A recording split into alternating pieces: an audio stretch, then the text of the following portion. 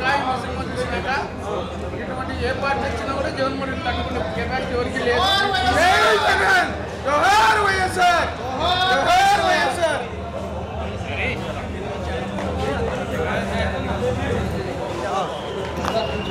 మూవీలో మెయిన్ ఏం చూపించారు?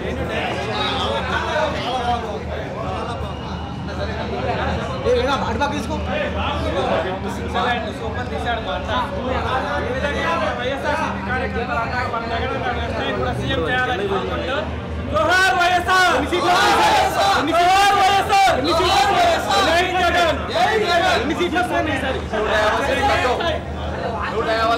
బ్రో ఈసారి కూడా సేమ్ రిజల్ట్ చూస్తాను ఏపీలో. ఈ సినిమా ద్వారా యూత్ మొత్తం కార్యకర్తలు, రాష్ట్రంలో ఉన్న కార్యకర్తలు ఒక్కసారి సినిమా చూడండి. 2019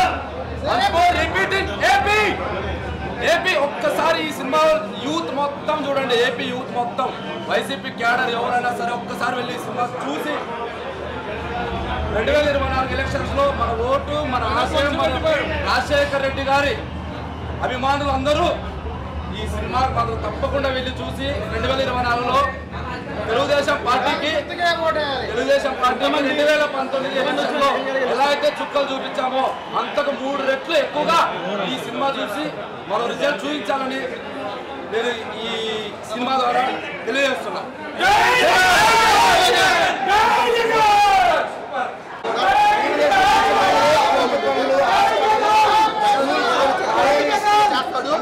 చాలా బాగా సినిమా, చాలా బాగా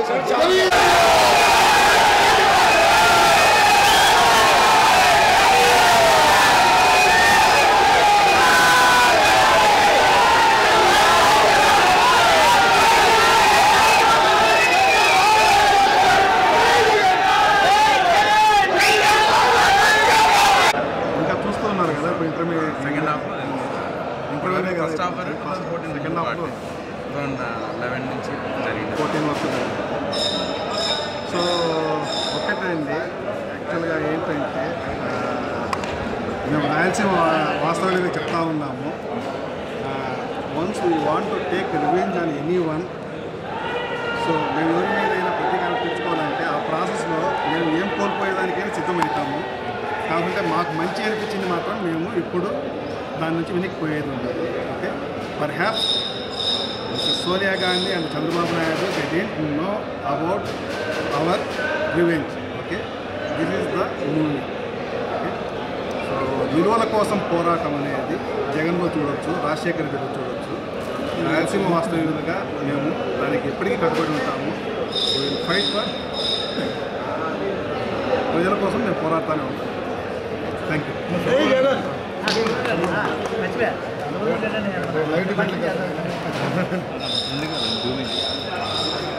మాట తప్పు మడవ తిప్పం, దానికి నిర్వచనం కానీ పెట్టింది పేరు కానీ వైఎస్ఆర్ ఫ్యామిలీ. దివంగత నేత డాక్టర్ వైఎస్ రాజశేఖర రెడ్డి గారి అడుగుజాడల్లో జగన్మోహన్ రెడ్డి గారు మాట తప్పు మడవ తిప్పననే దారిని ఆయన ఆ దారి తప్పకుండా ఈరోజు నడుస్తున్నటువంటి జగన్మోహన్ రెడ్డి గారి కోసం ఈరోజు యాత్రా సినిమాని మహీరాఘవ గారు ఏ విధంగా తీశారంటే యాత్ర 2, యాత్ర 1 కానీ యాత్ర 1లో మనం చూసాం క్యారెక్టర్లో మమ్మటి గారు, రాజశేఖర గారి క్యారెక్టర్ ఎలా చేశారో, ఏ విధంగా రాజశేఖర గారు చనిపోయిన తర్వాత నెక్స్ట్ యాత్ర 2ని ఏ విధంగా హైకమాండ్ ఆనాటి కాంగ్రెస్ పార్టీ జగన్మోహన్ రెడ్డి గారి యాత్రని ఆపాలని ఎన్ని కుట్రలు చేసినా, ఎన్ని ప్రతిపక్ష పార్టీలు, ఎన్ని పార్టీలు కలిసి జగన్మోహన్ రెడ్డి గారిని తొక్కాలనుకున్నా, ఎంత తొక్కాలనుకుంటే అంత పైకి లేశాడు. కానీ జగన్మోహన్ రెడ్డి గారు ఒకటే చెప్పారు, తన తండ్రి మరణానంతరం తన తండ్రి కోసం ప్రాణాలు కోల్పోయినటువంటి వారి కోసం నేను ప్రతి ఒక్కరిని వచ్చి కలుస్తాను, పరామర్శిస్తానని చెప్పాడు. కానీ హైకమాండ్ ఒప్పుకోలేదు. మీరు ప్రజలకు పోవడం లేదు, మేము చెప్పింది శాసనం, మీరు చెప్పినట్టు వినాలి, మమ్మల్ని జవదాడితే మిమ్మల్ని ఉపేక్షించమని చెప్పారు. కానీ జగన్మోహన్ రెడ్డి గారు ఒకటే చెప్పి సోనియా గాంధీకి ఆ రోజు సవాల్ చేయించారు, నేను మాట ఇచ్చాను, నేను ప్రజల్లోకి వెళ్తాను, నేను ఆగేది అని చెప్పేసి బయటకు వచ్చేసాడు. హైకమాండ్ కాదని వాళ్ళు ఎదిరించి బయటకు వచ్చి అతను ఇచ్చిన మాట కోసం ప్రజల్లోకి వెళ్ళి అతను యాత్ర మళ్ళీ ప్రజల్లోకి నిర్ణయాన్ని అడిగాడు. ప్రజలు చెప్పారు, అన్న మీకు ఏం కావాలన్నా హైకమాండ్ కావాలంటే జగన్మోహన్ రెడ్డి గారు ప్రజలే కావాలని ప్రజల కోసం బయటకు వచ్చి యాత్రను ప్రారంభించాడు. ఆ రోజు అంచెలంచెలుగా మిమ్మల్ని ఎంతమంది అణగదొక్కాలని చూసినా ఎన్ని చేసినా కానీ జగన్మోహన్ రెడ్డి గారి విజయాన్ని ఎవరు ఆపలేకపోయారు. అతను కాంగ్రెస్ పార్టీలో గెలిచి మీరు పార్టీని అండదండలతో గెలిచారని కాంగ్రెస్ పార్టీ చెప్తే తృణప్రాయంగా ఆయన పదవిని రాజీనామా చేసి పార్టీకి పదవికి రాజీనామా చేసి మళ్ళీ ఎన్నికల్లో పోటీ చేసి భారతదేశ చరిత్రలోనే 5 లక్షలకు పైగా ఓట్ల మెజార్టీతో గెలుపొంది ఈరోజు నా సత్తా ఏంది, రాజశేఖర రెడ్డి గారి సత్తా ఏంది, జగన్మోహన్ రెడ్డి గారి సత్తా ఏందని చూపించాడు. అదేవిధంగా మిగిలిన బై ఎలక్షన్లో కూడా మిగతా వాళ్ళందరినీ కూడా ఎంపీలు ఎమ్మెల్యేలు కూడా రిజైన్ చేయించి మళ్ళీ అత్యధిక మెజార్టీతో గెలుపొంది వచ్చాడు. ఇంకొకటి చెప్పారు, మేము ఇస్తే తీసుకోవాలి పదవి, మంత్రి పదవులు కానీ ముఖ్యమంత్రి పదవులు కానీ చెప్పి మీరు ఇచ్చేది ఏంది పదవులు, నేను తెచ్చుకోగలనని చెప్పి సత్తాతో ప్రజలు నమ్ముకున్నాడు, ప్రజల్లోకి వచ్చాడు. ప్రజలు కావాలనుకుంటే మంత్రి కాదు, ఎమ్మెల్యే కాదు, ముఖ్యమంత్రి అయినా చేయగలని నిరూపించుకున్నాడు. ఈరోజు ప్రజలు కావాలనుకున్నారు కాబట్టి ఈ మన తెలుగు రాష్ట్రాల్లో ఆంధ్రప్రదేశ్ చరిత్రలో లేని విధంగా 150 స్థానాలు ఇచ్చి ఆయన అత్యంత మెజారిటీతో ముఖ్యమంత్రి చేస్తే ఈరోజు ప్రజలు బ్రహ్మరథం పడుతున్నాడు. ఆనాడు రాజశేఖర రెడ్డి గారు వృద్ధులకి పెన్షన్ కానీ, ఫీజు రీయింబర్స్మెంట్ కానీ, ఆరోగ్యశ్రీ కానీ, 108 కానీ అనేక సంక్షేమ పథకాలు చేస్తే అంతకు రెట్టింపుగా ఈరోజు జగన్మోహన్ రెడ్డి గారు తండ్రికి ఇచ్చిన మాటను తప్పనన్నట్టుగా కాకుండా తండ్రి చేసే సంక్షేమ పథకాల కంటే రెట్టింపుగా డబల్గా చేస్తూ సంక్షేమ పథకాలు ఈరోజు అమ్మ ఒడి అయితేమి, ఫీజు రీయింబర్స్మెంట్ అయితేమి, ఆసరా అయితేమి, వితంతు పెన్షన్లు అయితేమి, 45 వాళ్ళకి పెన్షన్ అయితేమి, ఆటో వాళ్ళకి అయితేమి, నిరుద్యోగ వృత్తి అయితేమి, ఒకటిగా సంక్షేమ పథకాలు చెప్పాలంటే 1 గంట టైం పడుతుంది. ఈరోజు దాదాపు 2,58,000 కోట్ల రూపాయలు డీబీటీ ద్వారా సంక్షేమ పథకాలు పేద ప్రజలకి నేరుగా ఖాతాల్లోని ఎలాంటి మధ్యవర్తి దళారులు, బ్రోకర్లు, మీడియేషన్లు, కమిషన్లు, పార్టీ రికమెండేషన్లు లేకుండా చేసి ప్రజలకు అందిస్తున్నట్టు. అయితే ఇంకొక విషయం చెప్పాలంటే ఎంతోమంది మేము ఓటుకి కావాలంటే డబ్బు ఇస్తాము, లేకపోతే మేము అది చేస్తాము, ఇచ్చేస్తామని చెప్పి అధికారంలోకి వచ్చేదానికోసం ఎన్నెన్నో వాగ్దానాలు ఇస్తారు, ఎన్నెన్నో అబద్ధాలు కలబుల మాటలు చెప్తారు.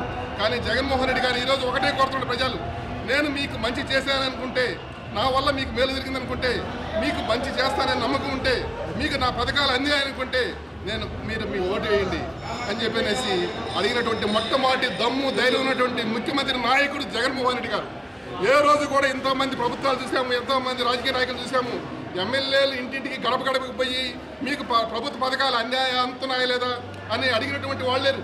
అధికారం వచ్చినాక వాళ్ళు క్వార్టర్స్లోనో గెస్ట్ హౌస్లోనో ఉంటారు, వాళ్ళ కోసం ప్రజలు పోతున్నారు. కానీ ఈరోజు ఎమ్మెల్యేలు ఇంటింటికి వెళ్ళి గడప గడపకి వెళ్ళి ప్రతి ఒక్కరికి మీ సంక్షేమ పథకాలు అందాయా లేదా అని చెప్పనేసి ధైర్యంగా ప్రజల్లోకి వెళ్తున్నారంటే, ప్రజల్లోకి పంపించారంటే జగన్మోహన్ రెడ్డి గారి పరిపాలన ఏ విధంగా ఒక రామరాజ్యాన్ని తలపిస్తుందని దానికి ఎలాంటి సందేహం లేదు. కాబట్టి ఈరోజు జగన్మోహన్ రెడ్డి గారు ఒకటే చెప్పాడు. ఈరోజు జగన్మోహన్ రెడ్డి గారి ప్రపంచనాన్ని చూసి మన దెందులూరులో జరిగినటువంటి సభ కానీ, భీమిల్లో జరిగినటువంటి సభ కానీ చూసి జనాలు లక్షల మంది తండాలుగా పరిస్తే ఈ జనాలను చూసి ప్రతిపక్షాలకి ఏం చేయాలో అర్థం కాక అయోమయంలో దిక్కుదోస స్థితిలో ఈరోజు వాళ్ళు ఎంతోమంది అన్ని పార్టీలు కలుపుకొని కలగోరకంపలాగా పార్టీల కోసం, ఎంపీల పొత్తుల కోసం ఆరాటపడతారు. పరిగెత్తారు ఢిల్లీకి మేము వ్యతిరేకించినటువంటి పార్టీల కోసం మళ్ళీ పొత్తు పెట్టుకుంటామని చెప్పి కాళ్ళబేరానికి పోయి వాళ్ళ దగ్గరికి పరిగెత్తి పొత్తులు పెట్టుకున్నటువంటి నీచి రాజకీయాలకి ఒక చంద్రబాబు నాయుడు ఏ విధంగా దిగజారడో ఇదే ఉదాహరణ. చంద్రబాబు నాయుడు గారికి కావాల్సిన అధికారం ప్రజలు కాదు. కానీ జగన్మోహన్ రెడ్డి గారు ఒకటే చెప్తున్నాడు, ఈరోజు ఛాలెంజ్ చేశాడు, సిద్ధం మీకు సమరానికి సిద్ధమని చెప్పని ఛాలెంజ్ చేసి ఒంటరిగా ముందుకెళ్ళాడు. సింహం సింగిల్గానే వస్తుందని చెప్పనేసి వెళ్ళాడు.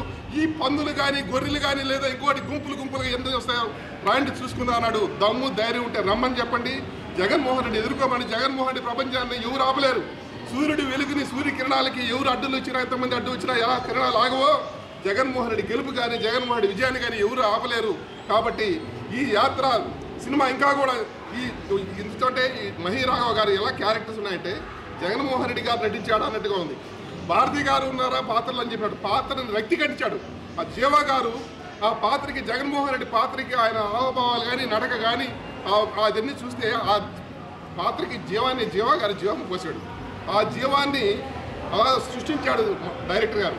సో ఇంత రక్తికరంగా ఈ సినిమాని తీసి ప్రజలకు అందించినందుకు మహీరావు గారికి ప్రత్యేకంగా ధన్యవాదాలు తెలియజేసుకుంటూ, ఈ సినిమాని ప్రతి ఒక్కరు వాళ్ళ ప్రేక్షకులందరూ చూసి జగన్మోహన్ రెడ్డి గారిని ఆదరించాలని, మళ్ళీ జగన్మోహన్ రెడ్డికి ముఖ్యమంత్రి గారిని చేసుకోవాలని ప్రతి ఒక్కరికి తెలియజేసుకుంటూ థ్యాంక్ యూ.